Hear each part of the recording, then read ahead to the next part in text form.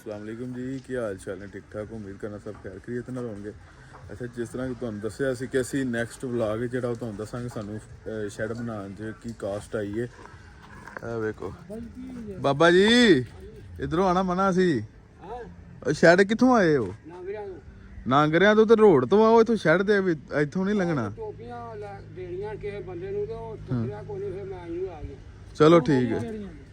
ਟੋਪੀਆਂ ਕਿਹੜੀਆਂ ਉਹ ਮੈਂ ਮਿਲਣ ਵਾਸਤੇ ਆਇਆ ਹਾਂ ਬੰਦੇ ਨੂੰ ਆੜਾ ਠੀਕ ਹੈ। ਉਹ ਬੈਠੇ ਨੇ ਸਟ੍ਰਾਬਰੀਆਂ ਵਾਲੇ ਵੀ। ਅੱਛਾ ਜੀ, ਤੇ ਸਭ ਤੋਂ ਪਹਿਲਾਂ ਸ਼ੁਰੂ ਕਰਦੇ ਹਾਂ, ਤੁਹਾਨੂੰ ਦੱਸਦੇ ਹਾਂ ਇਹ ਸ਼ੈਡ ਇਹਦੀ ਜਿਹੜੀ ਇਹ ਵੀ ਵੇਖ ਲਓ, ਇਹ ਵੀ ਸ਼ੈਡ ਇਹ ਸ਼ੈਡ ਹੈ ਜੀ। ਇਹਦੀ ਜਿਹੜੀ ਲੰਬਾਈ ਹੈ 220 ਫੁੱਟ ਤੇ ਇਹਦੀ ਚੌੜਾਈ ਹੈ 55 ਫੁੱਟ। ਠੀਕ ਹੋ ਗਿਆ। ਇਹਦੇ ਜਿਹੜੇ ਵਿੱਚ ਨਾ ਇੱਟ, ਉਹ ਮੇਰੇ ਖਿਆਲ ਨਾਲ ਰਾਣ ਸਾਹਿਬ ਇੱਟ ਇਹਦੇ ਲੱਖ ਤੋਂ ਉੱਤੇ ਲੱਗੀ ਮੇਰੇ ਖਿਆਲ ਨਾਲ। 1.5 ਲੱਖ ਲੱਗੀ ਹੈ। 1.5 ਲੱਖ ਜੀ ਇਹਦੇ ਤੇ ਇੱਟ ਲੱਗੀ ਹੈ। ਕੈਲਕੂਲੇਸ਼ਨ ਤੁਸੀਂ ਕਰ ਲਵੋ ਕਿੰਨੇ ਹਜ਼ਾਰ ਨੂੰ ਚੱਲ ਰਹੀ ਹੈ ਅਵਲ ਇੱਟ? 15,000 ਦੀ ਜੀ ਅਵਲ ਇੱਟ। ਉਹ ਤੁਸੀਂ ਖੁਦ ਕੈਲਕੂਲੇਸ਼ਨ ਕਰ ਲਿਆ ਜੇ। ਉਸ ਤੋਂ ਬਾਅਦ ਜਿਹੜੀਆਂ ਇਹਦੀਆਂ ਨੀਹਾਂ ਨੇ ਨਾ, ਉਹ ਮੇਰੇ ਖਿਆਲ ਨਾਲ ਕੋਈ 4 ਫੁੱਟ ਜਿੰਨੀ ਉਹਦੀ ਚੌੜਾਈ ਹੈ। ਤੇ ਉਹ ਵੀ ਅੱਗੋਂ ਹਿਸਾਬ ਕਰ ਲਿਆ ਤੁਸੀਂ। ਅੱਛਾ ਜੀ, ਦੂਸਰੇ ਨੰਬਰ ਤੇ ਆ ਜਾਂਦੀ ਹੈ ਜੀ ਇਹ ਛੱਤ। ਹੁਣ ਦਾ ਰੇਟ ਤਾਂ ਨਹੀਂ ਮੈਨੂੰ ਪਤਾ, ਉਦੋਂ ਸਾਨੂੰ ਕਾਸਟ ਦੀ ਮਤਲਬ ਪਈ ਸੀ ਸਾਨੂੰ ਇਹ ਛੱਤ ਮੇਰੇ ਖਿਆਲ ਦੇ ਨਾਲ 10 ਲੱਖ ਦੀ ਪਈ ਸੀ। 14 ਲੱਖ ਰੁਪਏ ਦੀ। 14 ਲੱਖ ਦੀ ਉਦੋਂ ਪਈ ਸੀ ਇਹ ਛੱਤ। ਠੀਕ ਹੈ। ਤੇ ਉਸ ਤੋਂ ਬਾਅਦ ਤੀਸਰੇ ਨੰਬਰ ਤੇ ਆਂਦਾ ਜੇ ਇਹ ਚੀਜ਼ਾਂ, ਪੰਖੇ। ਇਹ ਪੰਖੇ ਫਿਰ ਇਹ ਮੇਰੇ ਖਿਆਲ ਨਾਲ ਉਦੋਂ 1 ਲੱਖ ਰੁਪਏ ਦਾ ਨਾ ਇੱਕ ਸਾਨੂੰ ਪਿਆ ਸੀ ਪੰਖਾ। ਠੀਕ ਹੈ। ਉਸ ਤੋਂ ਬਾਅਦ ਇਹ ਪਰੀਆਂ ਨੇ, ਇਹ ਜਿਹੜੇ ਨਾ ਬਰਤਨ, ਇਹ ਤੁਹਾਨੂੰ ਮੈਂ ਪਿੱਛੇ ਵੀ ਵਲੌਗ 'ਚ ਦੱਸਿਆ ਸੀ ਕਿ ਇਹ ਜਿਹੜੇ ਨੇ ਨਾ, ਇਹ ਬਿਗਾਰਡਸਮੈਨ ਨਾ ਕੰਪਨੀ ਹੈ, ਇਹ ਉਹਦੇ ਨੇ। ਇਹ ਵੇਖੋ ਇਹ ਲਿਖਿਆ, ਇਹ ਚੈੱਕ ਕਰੋ, ਬਿਗਾਰਡਸਮੈਨ। ਇਹ ਬਿਗਾਰਡਸਮੈਨ ਕੰਪਨੀ ਹੈ, ਇਹਨਾਂ ਦੇ ਨੇ। ਇਹ ਵੀ ਇੰਪੋਰਟਡ ਦੇ। ਇਹਦੇ ਨਾਲ ਅਸੀਂ ਡਾਲਰਾਂ 'ਚ ਉਦੋਂ ਪੇ ਕੀਤੇ ਸਨ ਪੈਸੇ। ਇਹ ਗੱਲ ਮੈਂ ਜਿਹੜਾ ਤੁਹਾਨੂੰ ਦੱਸ ਰਿਹਾ ਨਾ, ਇਹ ਦੱਸ ਰਿਹਾ ਮੈਂ 2020 ਦੀ ਗੱਲ ਹੈ। 2020 'ਚ ਜਦੋਂ ਅਸੀਂ ਕੰਸਟਰਕਸ਼ਨ ਕੀਤੀ ਹੈ, ਉਦੋਂ ਦਾ ਤੁਹਾਨੂੰ ਹਿਸਾਬ ਦੱਸ ਰਿਹਾ ਵਾਂ। ਉਦੋਂ ਡਾਲਰ ਹੈ ਸੀ ਮੇਰੇ ਖਿਆਲ ਨਾਲ 100 ਤੇ 25-30 ਰੁਪਏ ਦਾ, ਇਸ ਇੰਨਾ ਹੀ ਮੇਰੇ ਖਿਆਲ ਨਾਲ 32 ਰੁਪਏ ਦਾ ਸੀ ਜਾਂ 30 ਰੁਪਏ ਦਾ ਸੀ। ਮਤਲਬ ਡਾਲਰ ਉਦੋਂ ਥੱਲੇ ਸੀ। ਠੀਕ ਹੈ। ਇਹ ਵਾਟਰ ਲੈਣਾ, ਉਹ ਇਹ ਹਾਪਰੀਆਂ ਜਿਨ੍ਹਾਂ 'ਚ ਫੀਡ ਪਾਈ ਦੀ, ਇੱਥੇ ਫੀਡ ਪਾ ਦੀ ਦੀ, ਅੱਗੇ ਫਿਰ ਨਾ ਆਟੋਮੈਟਿਕ ਚੱਲਦੀ ਰਹਿੰਦੀ ਹੈ। ਇਹਦਾ ਸੈਂਸਰ, ਇਹ 3 ਇਹ ਨੇ। ਠੀਕ ਹੈ। 4 ਪਾਣੀ ਲੈਣਾ ਨੇ। ਇਹ ਸਾਰਾ ਕੁਛ ਮਿਲਾ ਕੇ। ਅੱਛਾ ਜੀ, ਆਇਓ ਇਹ ਜੀ ਥਰਮਾਮੀਟਰ ਲੱਗਿਆ। ਅੱਛਾ, ਉਸ ਤੋਂ ਬਾਅਦ ਇਹਦੇ ਵਿੱਚ ਜਿਹੜਾ ਹੈ ਨਾ, ਇਹ ਬੈਰਿੰਗ ਹੈ।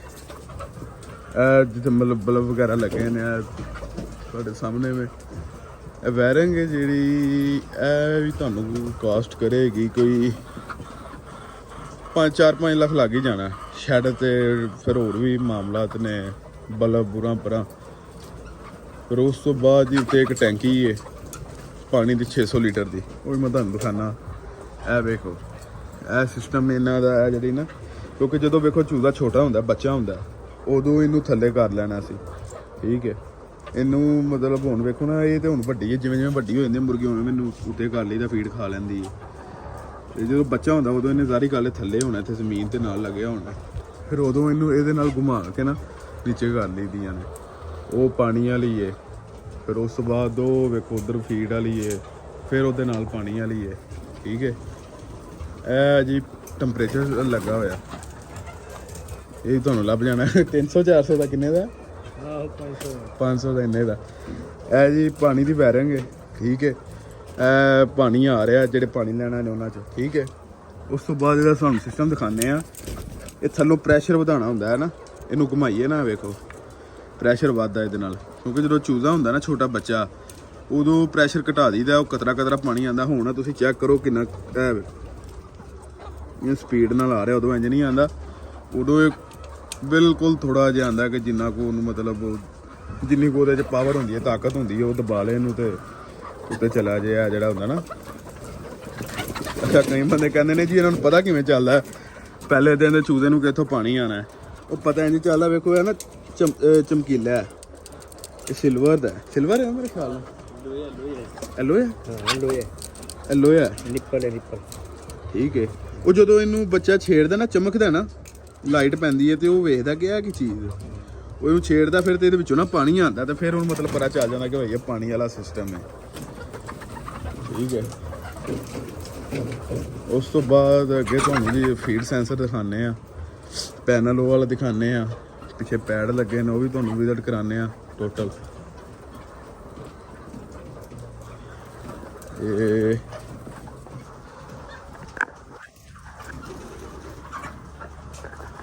ਬਾਕੀ ਜੀ ਵੇਖੋ ਇੰਝ ਮਾਮਲਾ ਚੱਲ ਰਹੇ ਨੇ, ਜਿੱਥੋਂ ਕਿ ਸਮਝ ਆਉਂਦੀ ਸਾਨੂੰ ਉੱਥੋਂ ਬਣਾ ਬਣਾ ਦੇਈਦਾ। ਇਹ ਜ਼ਰੂਰੀ ਚੀਜ਼ ਸੀ ਮੇਰੇ ਖਿਆਲ ਨਾਲ ਜਿਹੜੀ ਤੁਹਾਨੂੰ ਦੱਸ ਰਹੇ ਆ। ਇਹ ਵੇ ਇਹ ਜੇ ਡੀਪੀ ਸਿਸਟਮ, ਇਹ ਪਿੱਛੇ ਇਹ 3 ਫੀਡ ਲੈਣਾ ਨਾ ਜਿਹੜੀਆਂ ਇਹ ਸੈਂਸਰ ਲੱਗੇ ਨੇ। ਵੇਖੋ ਇਹ ਜਦੋਂ ਆਟੋ ਤੇ ਤੁਸੀਂ ਇਹਨੂੰ ਕਰ ਦੇਣਾ ਨਾ, ਇੱਥੋਂ ਆਟੋ ਤੇ ਇਹਨੂੰ ਇੱਥੋਂ ਆਟੋ ਤੇ ਕਰ ਦੇਣਾ ਇੰਜ, ਤੇ ਇਵੇਂ ਮਤਲਬ ਇੱਥੇ ਜਦੋਂ ਫੀਡ ਆਣੀ ਹੈ ਨਾ, ਉਹ ਆਟੋਮੈਟਿਕ ਬੰਦ ਹੋ ਜਾਏਗੀ। ਪਿੱਛੋਂ ਮਸ਼ੀਨਾਂ ਨਾ ਜਿਹੜੀਆਂ ਮੋਟਰਾਂ ਨੇ ਬੰਦ ਹੋ ਜਾਣਗੀਆਂ, ਤੇ ਤੁਸੀਂ ਮੈਨੂਅਲ ਤੇ ਕਰ ਦੇਣਾ ਨਾ, ਉਦੋਂ ਨੇ ਚੱਲਦਾ ਰਹਿਣਾ। ਠੀਕ ਹੈ। ਇਹ 3 ਜਿਹੜੀਆਂ ਨੇ ਨਾ, 3 ਫੀਡ ਲੈਣਾ ਨੇ, 1 2 ਤੇ ਉਹ ਤੀਸਰੀ ਹੈ।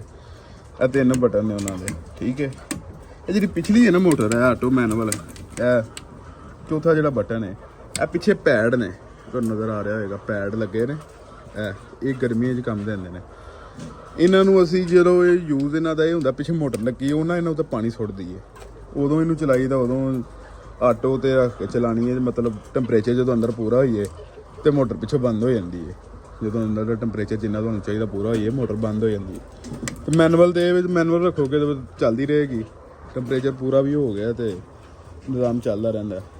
ਇਹ ਸੈਂਸਰ ਲੱਗੇ ਜੇ, ਇਹ ਚੈੱਕ ਕਰੋ, ਇਹ ਲੱਗਾ ਜੀ ਇਹ ਬਰਤਨ ਦੇ ਅੰਦਰ। ਇਹ ਜਦੋਂ ਫੀਡ ਘਟਣੀ ਹੈ ਨਾ, ਜਦੋਂ ਤੁਸੀਂ ਆਟੋ ਤੇ ਰੱਖਣਾ ਹੈ ਤੇ ਇਹਨੇ ਖੁਦ ਬ ਖੁਦ ਹੀ ਨਾ ਉਹ ਉੱਥੋਂ ਪਿੱਛੋਂ ਫੀਡ ਲੈਣੀ ਬੰਦ ਕਰ ਦੇਣੀ, ਮੋਟਰ ਬੰਦ ਹੋ ਜਾਏਗੀ, ਫੀਡ ਆਣੀ ਬੰਦ ਹੋ ਜਾਏਗੀ। ਅੱਛਾ ਜੀ, ਉਸ ਤੋਂ ਬਾਅਦ ਸਾਡੇ ਕੋਲ ਜਿਹੜੀਆਂ ਗਲਤੀਆਂ ਇਹ ਹੋਈਆਂ ਨੇ ਕਿ ਜਿਹੜੇ ਸ਼ੈਡ ਦੀ ਛੱਤ ਹੈ ਨਾ, ਇਹ ਚੈੱਕ ਕਰੋ, ਇਹ ਛੱਤ ਇੰਨੀ ਉੱਚੀ ਨਹੀਂ ਸੀ ਹੋਣੀ ਚਾਹੀਦੀ ਹੈ, ਕਮ ਸੇ ਕਮ ਨਾ 1.5-2 ਫੁੱਟ ਉੱਤੇ ਚਲੀ ਗਈ ਸਾਡੇ ਕੋਲ। ਠੀਕ ਹੈ। ਤੁਸੀਂ ਇੰਨੀ ਉੱਤੇ ਨਹੀਂ ਰੱਖਣੀ ਹੈ ਇਹਦੀ ਛੱਤ, ਹਾਈਟ ਜਿਹੜੀ ਹੈ ਨਾ। ਇਹ ਤੇ ਚਲੋ ਲੇਅਰ ਵਾਸਤੇ ਬੜਾ ਅੱਛਾ, ਜਿਹੜਾ ਬਰੈਲਰ ਹੈ ਨਾ ਉਹਦੇ ਵਾਸਤੇ ਟੈਂਪਰੇਚਰ ਜਿਹੜਾ ਨਾ ਕੰਟਰੋਲ ਕਰਨਾ ਬਹੁਤ ਮੁਸ਼ਕਿਲ ਹੋ ਜਾਂਦਾ ਜਦੋਂ ਛੱਤ ਉੱਚੀ ਹੋਏ, ਕਿਉਂਕਿ ਟੈਂਪਰੇਚਰ ਫਿਰ ਨਹੀਂ ਕੰਟਰੋਲ ਹੁੰਦਾ ਹੈ। ਜਿੰਨੀ ਨੀਚੇ ਹੋਏਗੀ, ਨੀਚੇ ਤੋਂ ਮੁਰਾਦ ਹੈ ਵੇ ਇਹ ਜਿਹੜੀ ਨਹੀਂ ਹੈ ਜਿੱਥੇ ਵਾਈਟ ਜਿੱਥੇ ਕੱਲੀ ਹੋਈ ਹੈ ਚਿੱਟੀ ਚਿੱਟੀ, ਇੱਥੋਂ ਤੱਕ ਜੇ ਮਤਲਬ ਛੱਤ ਆਈ ਹੈ ਤੁਹਾਡੀ ਤਾਂ ਬਿਹਤਰੀਨ ਹੈ, ਸਾਡੀ ਬਹੁਤ ਜ਼ਿਆਦਾ ਉੱਤੇ ਹੋ ਗਈ ਹੈ। ਠੀਕ ਹੈ। ਕਿਉਂ ਜੀ ਭਾਜੀ? ਛੱਤ ਉੱਚੀ ਹੈ, ਲੇਅਰ ਦੀ ਹੈ ਨਾ, ਜਿਹੜੀ ਲੇਅਰ ਦੀ ਹੈ, ਲੇਅਰ ਇਹਦੇ 'ਚ ਸਾਡੀ ਕੰਫਰਟੇਬਲ, ਹਾਂ ਲੇਅਰ ਬਿਲਕੁਲ ਫਿੱਟ ਹੈ। ਤੇ ਜੇ ਸਾਡੀ ਇਹਦੇ 'ਚ ਹੁੰਦੀ ਉਹ ਬ੍ਰੈਲਰ, ਉਹ ਮੁਸ਼ਕਿਲ ਹੋ ਜਾਣਾ। ਹਾਂਜੀ। ਤੇ ਉਸ ਤੋਂ ਬਾਅਦ ਇਹ ਚੈੱਕ ਕਰੋ, ਇਹ ਜੇ ਇਹਦਾ ਨਾ ਇਹ ਦੱਸਦਾ ਇਹਦਾ ਲੈਵਲ ਕਿੰਨਾ, ਪਾਣੀ ਦਾ ਪ੍ਰੈਸ਼ਰ ਕਿੰਨਾ। ਇਹ ਜਿਹੜਾ ਰੈਡ ਅੰਦਰ ਹੈ ਨਾ, ਇਹ ਚੈੱਕ ਕਰੋ, ਇਹ ਦੱਸਦਾ ਪ੍ਰੈਸ਼ਰ ਇਸ ਟਾਈਮ ਨਾ। ਇਹ ਚੈੱਕ ਕਰੋ, ਇਹਨੇ ਦੱਸਣਾ ਕਿ ਪ੍ਰੈਸ਼ਰ ਇਸ ਟਾਈਮ ਕਿੰਨਾ ਹੈ, ਤੋਂ ਮਿਡ 'ਚ ਵੀ ਪ੍ਰੈਸ਼ਰ। ਭਾਜੀ ਇਹ ਕਿੰਨੇ ਦੇ ਇੱਕ ਬਣੀ ਜੇ? ਮੇਰੇ ਹਿਸਾਬ ਤੋਂ ਹੋਣੀ 5,000 ਦੀ ਆ। ਇਹ ਜੀ 5,000 ਦੀ ਇੱਕ ਬਣੀ ਜੇ। ਇਹ ਤੁਹਾਨੂੰ ਜ਼ਰੂਰਤ ਪੈਣੀ ਹੈ ਜਦੋਂ ਅੰਡੇ ਤੇ ਆਉਣਾ ਮੁਰਗੀ ਨੇ। ਇਹ ਵੇਖੋ, ਇਹ 2 ਨੇ, ਇੱਕ ਇਹ ਵੇ, ਇੱਕ ਇਹ ਵੇ। ਇਹ ਤੁਹਾਨੂੰ ਜ਼ਰੂਰਤ ਉਦੋਂ ਪੈਣੀ ਹੈ ਜਦੋਂ ਮੁਰਗੀ ਨੇ ਆਉਣਾ ਅੰਡੇ ਤੇ। ਤੇ ਉਹ ਹੁਣ ਤੁਹਾਨੂੰ ਸ਼ਹਿਰ ਦੀ ਬਾਹਰ ਵਾਲੀ ਮੁਰਗੀ ਹੈ ਨਾ ਜਿਹੜੀ, ਉਹ ਬਾਹਰ ਵਾਲੀ ਮੁਰਗੀ ਕਹਿ ਰਿਹਾ, ਜਿਹੜਾ ਬਾਹਰ ਸਿਸਟਮ ਲੱਗਾ ਹੋਇਆ ਜਨਰੇਟਰ, ਡੀਪੀਆਂ ਉਰਾ ਪਰਾ, ਹੁਣ ਉਹ ਤੁਹਾਨੂੰ ਦਿਖਾਉਂਦੇ ਆ। ਮੁਰਗੀਆਂ ਚੰਗੀਆਂ ਭਈਆ, ਲੇਅਰ।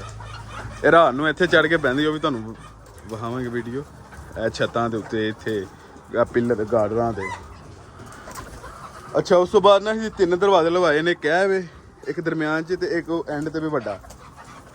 ਇਹ ਯਾਦ ਹੀ ਨਹੀਂ ਰਿਹਾ ਤੁਹਾਨੂੰ ਦੱਸਣਾ। ਬੜੇ ਦੁਖੀ ਗਾਣੇ ਲਾਏ ਨੇ, ਕੀ ਹੋਇਆ ਇਹਨਾਂ ਨੂੰ? ਹੈਂ? ਅੱਛਾ ਜੀ ਬਾਹਰੋਂ ਵੀ ਕੁਛ ਹੈ ਵਿਖਾਉਣ ਵਾਲੀ, ਤਾਂ ਵੀ ਤੁਹਾਨੂੰ ਖਾ ਦਿੰਦੇ ਨਾ ਜੀ। ਵਾਇਰਿੰਗ ਹੀ ਹੋਈ ਹੈ ਬਾਹਰ ਨਾ, ਇਹ ਵੇਖੋ ਤਾਰਾਂ ਸ਼ਾਰਾਂ, ਇਹ ਵਾਇਰਿੰਗ ਅੰਦਰੋਂ ਸ਼ੈਡ ਦੀ ਸਾਰੀ ਨਾ ਇੱਧਰ ਆਈ ਹੈ ਡੀਪੀ ਰੂਮ 'ਚ। ਉਹ ਤੁਹਾਡੀ ਬਾਨ ਇੱਥੋਂ ਹੁਣ ਮੈਂ ਤੁਹਾਨੂੰ ਕੀ ਵਿਖਾਵਾਂ ਜੀ। ਇੱਥੋਂ ਹੀ ਗੁਜ਼ਾਰਾ ਕਰ ਲਵੋ। ਅੰਦਰ ਗਿਆ ਤੇ ਇਹਨਾਂ ਨੇ ਬਾਹਰ ਆ ਜਾਣਾ ਸਾਰਿਆਂ ਨੇ। ਇਹ ਪੈਂਡਿੰਗ ਤੇ ਪਾ ਲਓ, ਇਹ ਤੁਹਾਨੂੰ ਫਿਰ ਕਦੀ ਵਿਖਾ ਦਿਆਂਗੇ। ਇਹ ਜਿਹੜੇ ਨੇ ਨਾ ਪੱਖਿਆਂ ਦੇ ਸਿਸਟਮ ਹੈ ਸਾਰਾ, ਇਹ ਚੈੱਕ ਕਰੋ। ਇਹ 1 2 3 4 5 6 5 ਪੰਖੇ ਨੇ, ਠੀਕ ਹੈ 6। ਉਸ ਤੋਂ ਬਾਅਦ ਉਹ ਇਹ ਕੰਟਰੋਲਰ ਲੱਗਾ ਜਿਹਾ ਜਿਹੜਾ ਇਹ ਤੁਹਾਨੂੰ ਨਜ਼ਰ ਆ ਰਿਹਾ, ਇਹ ਕੰਟਰੋਲਰ ਹੈ, ਠੀਕ ਹੈ। ਇਹਨੇ ਟੈਂਪਰੇਚਰ ਹੀਟ ਅੱਗੇ ਪਿੱਛੇ ਸਭ ਕੰਟਰੋਲ ਕਰਕੇ ਰੱਖਣਾ, ਜਿਹੜੇ ਅੰਦਰ ਵਾਲੇ ਸੈਂਸਰ ਨੇ, ਠੀਕ ਹੈ। ਉਸ ਤੋਂ ਬਾਅਦ ਇਹਦੇ ਅੰਦਰ ਹੀ ਨੇ ਮਾਮਲਾ, ਤਾਂ ਉਹ ਤੁਹਾਨੂੰ ਫਿਰ ਇਨਸ਼ਾਅੱਲਾ ਕਦੀ ਵਿਖਾ ਦੇਵਾਂਗੇ। ਉਹਨਾਂ ਬੰਦ ਕੀਤਾ ਜਾਏ।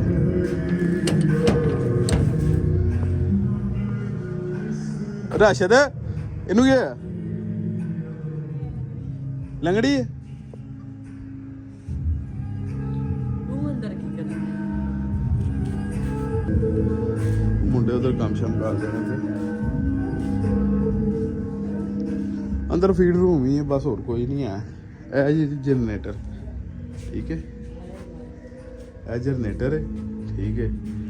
ਉਸ ਤੋਂ ਬਾਅਦ ਇਹ ਜਨਰੇਟਰ ਦਾ ਸਿਸਟਮ ਹੈ, ਇਹ ਡੀਪੀ ਲੱਗੀ ਜੇ।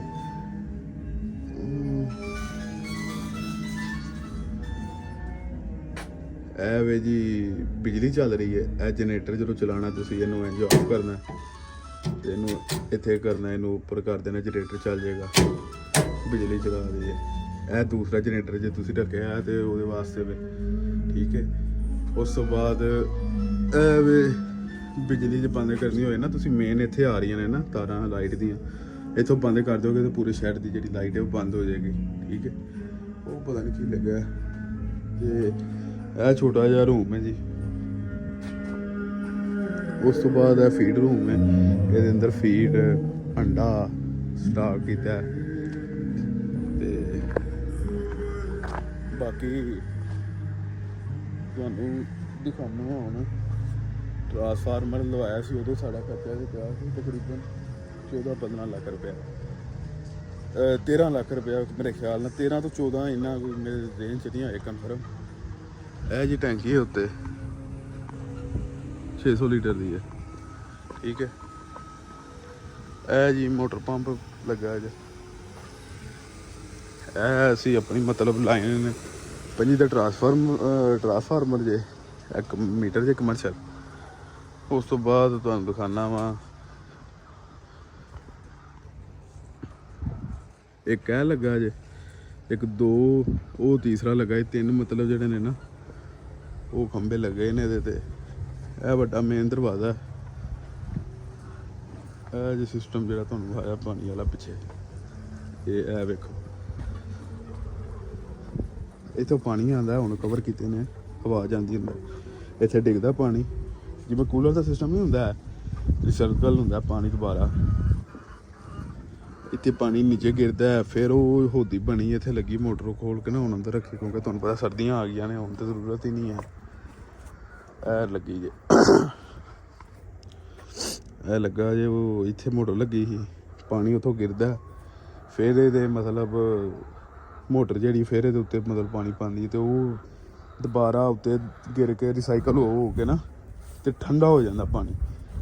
ਉਹ ਘੁੰਮਦਾ ਰਹਿੰਦਾ ਨਾ ਉੱਤੇ ਥੱਲੇ ਤੇ ਉਹ ਠੰਡਾ ਹੋ ਜਾਂਦਾ, ਯੱਖ ਠੰਡਾ ਹੋ ਜਾਂਦਾ। ਪਤਾ ਨਹੀਂ ਇਹ ਗੱਟਿਆਂ 'ਚ ਕੋਈ ਸਿਸਟਮ ਲੱਗਾ, ਇਹ ਗੱਲ ਦਾ ਤਾਂ ਮੈਨੂੰ ਵੀ ਨਹੀਂ ਪਤਾ ਹੈ। ਇਹ ਵੇਖੋ ਜੀ, ਇਹ ਜੀ ਮਾਸ਼ਾਅੱਲਾ ਆਪਣਾ ਸਿਸਟਮ ਸਾਰਾ ਗਾਈਡ ਤੁਹਾਨੂੰ ਕਰ ਦਿੱਤਾ। ਤੇ ਜੇ ਆਪਣੇ ਸ਼ੈਡ ਦੀ ਆ ਤੇ ਮੌਜ ਆ ਕਿ ਨਹੀਂ, ਗੋਸ਼ਤ ਤੇ ਖਾਂਦਾ ਕਿ ਨਹੀਂ ਬੰਦਾ ਰਾਜੀ ਕੇ, ਕਿਉਂ ਖਾਲਦ? ਹਾਂਜੀ। ਅੱਛਾ ਜੀ, ਸਭ ਤੋਂ ਮੇਨ ਤੇ ਇੰਪੋਰਟੈਂਟ ਜਿਹੜੀ ਚੀਜ਼ ਹੈ ਨਾ, ਉਹ ਹੈ ਜ਼ਮੀਨ। ਤੁਹਾਡੀ ਜ਼ਮੀਨ ਜਿਹੜੀ ਹੈ ਇੱਕ ਤੇ ਮੇਨ ਤੇ ਹੋਣੀ ਚਾਹੀਦੀ ਹੈ, ਮੇਨ ਤੋਂ ਮੁਰਾਦ ਇਹ ਵੀ ਕਿ ਰੋਡ ਜਿਹੜਾ ਗੁਜ਼ਰ ਰਿਹਾ ਮੇਨ ਉਸ ਤੋਂ ਕੋਈ 1 ਕਿੱਲਾ 1.5 ਕਿੱਲਾ ਪਿੱਛੇ ਹਟ ਕੇ ਹੋ ਜਾਏ 2 ਕਿੱਲੇ ਹੋ ਜਾਏ ਜ਼ਿਆਦਾ ਹੋਏਗੀ ਤੇ ਉਹ ਤੁਹਾਨੂੰ ਪ੍ਰੋਬਲਮ ਹੋਏਗੀ। ਪ੍ਰੋਬਲਮ ਇਸ ਚੀਜ਼ 'ਚ ਹੋਏਗੀ ਜਦੋਂ ਤੁਹਾਡੀ ਫੀਡ ਆਏ ਕਰੇਗੀ, ਬਾਰਿਸ਼ ਵਗੈਰਾ ਹੋਏ ਕਰੇਗੀ, ਮਾਲ ਜਾਣਾ ਹੋਏ ਕਰੇਗਾ, ਕਿਉਂਕਿ ਇਹ ਕਿਹੜਾ ਕੋਈ 6 ਮਹੀਨਿਆਂ ਬਾਅਦ ਵਾਲਾ ਕੰਮ ਹੈ। ਹੁਣ ਵੇਖੋ ਡੇਲੀ ਅੰਡੇ ਤੇ ਆ ਜਾਂਦੀ, ਡੇਲੀ ਗੱਡੀਆਂ ਆਉਣੀਆਂ ਜਾਣੀਆਂ ਨੇ, ਤੇ ਜੇ ਬਾਰਿਸ਼ ਹੋਏਗੀ ਰਸਤਾ ਖਰਾਬ ਹੋ ਜਾਏਗਾ ਤੇ ਫਿਰ ਉਹ ਤੁਹਾਨੂੰ ਪ੍ਰੋਬਲਮ ਹੋਏਗੀ। ਉਸ ਤੋਂ ਬਾਅਦ ਤੁਸੀਂ ਕੋਸ਼ਿਸ਼ ਇਹ ਕਰਨੀ ਹੈ ਕਿ ਜਿਹੜੀ ਤੁਹਾਡੀ ਜ਼ਮੀਨ ਹੈ ਨਾ ਉਹ ਦੂਸਰੀ ਜ਼ਮੀਨਾਂ ਤੋਂ ਉੱਚੀ ਹੋਵੇ। ਬਾਰਿਸ਼ਾਂ 100 ਮਾਮਲਾਤ ਹੋ ਜਾਂਦੇ ਨੇ ਤੇ ਉਹਦੇ ਵਾਸਤੇ ਇਹ ਉੱਚੀ ਹੋਣੀ ਚਾਹੀਦੀ ਹੈ, ਠੀਕ ਹੈ। ਤੇ ਬਾਕੀ ਹੁਣ ਮੈਂ ਤੁਹਾਨੂੰ ਦੱਸਣਾ ਜੀ, ਇਹ ਟਰਾਂਸਫਾਰਮਰ, ਪੋਲ ਯਾਨੀ ਕਿ ਖੰਭੇ, ਤਾਰਾਂ, ਇਲੈਕਟ੍ਰੀਸ਼ੀਅਨ ਦਾ ਬਿਜਲੀ ਵਾਲਾ ਸਾਰਾ ਸਿਸਟਮ ਇਹ ਉਦੋਂ ਹੈ 13-14 ਲੱਖ 'ਚ, ਠੀਕ ਹੈ। ਉਸ ਤੋਂ ਬਾਅਦ ਛੱਤ ਦਾ ਤੁਹਾਨੂੰ ਮੈਂ ਦੱਸਿਆ ਸੀ ਸਾਨੂੰ ਉਦੋਂ ਪੈ ਗਈ ਸੀ ਮੇਰੇ ਖਿਆਲ ਦੇ ਵਿੱਚ, ਉਦੋਂ ਛੱਤ ਸਾਨੂੰ ਪਈ ਸੀ 15। ਅੱਛਾ ਜੀ, ਉਹ ਛੱਤ ਉਸ ਤੋਂ ਬਾਅਦ ਛੱਤ ਜਿਹੜੀ ਹੈ ਨਾ ਇਹ 1000 ਵਾਲਿਆਂ ਦੀ ਉਦੋਂ ਮੇਰੇ ਖਿਆਲ ਨਾਲ ਇਹਦੇ 15-16 ਲੱਖ ਹੀ ਲੱਗਾ ਸੀ। ਹੁਣ ਤੇ ਡਬਲ ਕਰ ਲਓ,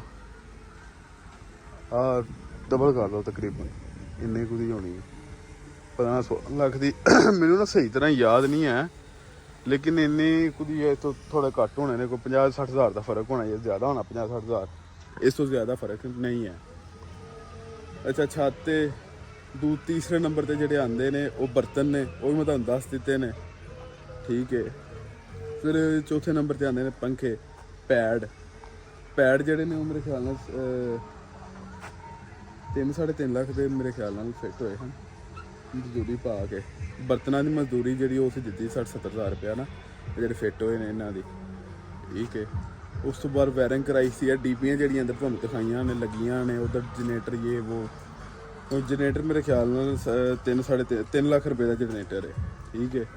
ਇਹ ਡੀਪੀਆਂ ਜਿਹੜੀਆਂ ਬਣਵਾਈਆਂ ਨੇ ਆ ਉਦੋਂ ਖਰਚਾ ਆਇਆ ਸੀ 6-7 ਲੱਖ ਰੁਪਇਆ, ਠੀਕ ਹੈ। ਇਹ ਛੋਟੇ ਛੋਟੇ ਯਾਨੀ ਕਿ ਕੰਮ ਪਾ ਕੇ ਨਾ ਜ਼ਮੀਨ ਸਾਡੀ ਜਿਹੜਾ ਨਾ ਕਿੱਲਾ ਨਹੀਂ ਸੀ ਹੈ ਸਾਡੇ ਕੋਲ, ਇਹ ਕਿੱਲਾ ਨਾ ਅਸੀਂ ਫਿਰ ਪਰਚੇਜ਼ ਕੀਤਾ ਸੀ। ਬਾਕੀ ਸਾਡੀ ਜ਼ਮੀਨ ਇੱਥੇ ਆਪਣੀ ਹੋਈ ਹੈ, ਇਹਦਾ ਐਸੀ ਸਿਸਟਮ ਫਿਰ ਐਸੀ ਲੈ ਲਿਆ ਕਿਉਂਕਿ ਸਾਨੂੰ ਲੱਗਦਾ ਸੀ।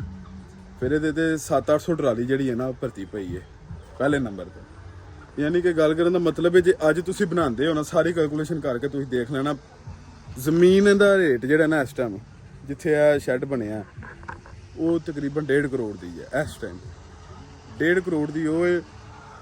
ਤੇ ਅੱਗੋਂ ਕੋਈ 1.25 ਕਰੋੜ ਤੁਸੀਂ ਸ਼ੈੱਡ ਦਾ ਵੀ ਲਾ ਲਓ, ਵਾਕਈ ਗੱਲ ਹੈ, ਸ਼ੈੱਡ ਤੇ ਵੀ ਲੱਗਣਾ ਹੀ ਲੱਗਣਾ, ਤੇ ਬਣ ਗਿਆ 3 ਕਰੋੜ।